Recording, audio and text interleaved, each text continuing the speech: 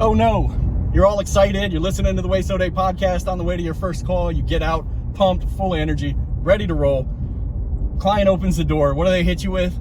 Every time you guys come out here, you try to sell me something. And I'm telling you right now, I'm not buying anything. So what do? Do we just bow our head down and drag our feet into the door? No. One, what that client's telling you is, I'm a buyer. It's a defense mechanism. They set up because every time somebody presents them something, they end up buying something. Now, we're not going to capitalize on that because if there's nothing that they actually need or would really enjoy, then we're not going to present anything, regardless of whether they're buyers or not. But we're also not going to shut down and cut our presentation to pieces and get out of there as fast as possible. So on the Waste No Day podcast and on these videos, I like to present real world answers to real world problems we face in home sales and the home services.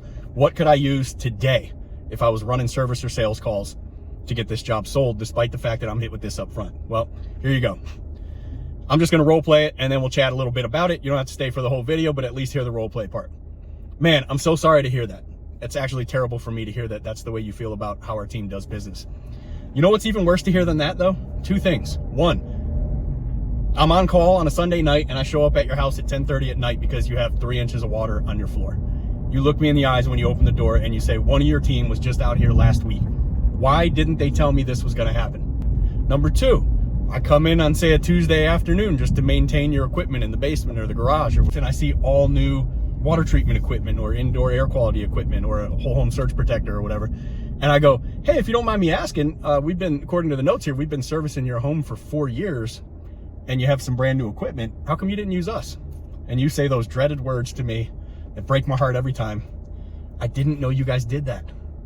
Does it make sense why in either case, whether we see something we think should be taken care of or just something that your family would really enjoy, but you might not know that we have it on our trucks, does it make sense that we bring it up to you? That's all we're trying to do is just keep you informed. Like whether you want to do it or not, that's completely up to you. No harm, no foul either way. But with your permission, I'll go through my normal process on this call.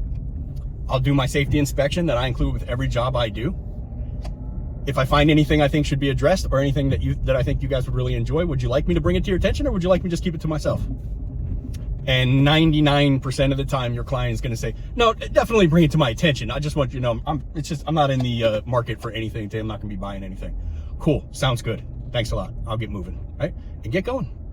Now, you've eliminated I'm only here to try to sell you something. And that's the most important part, right? Because you're not. So you bring up things you see, present some options. If they say no, we're not slamming the door on the way out. We're not kicking their table over. We're not like kicking the dog on the way out.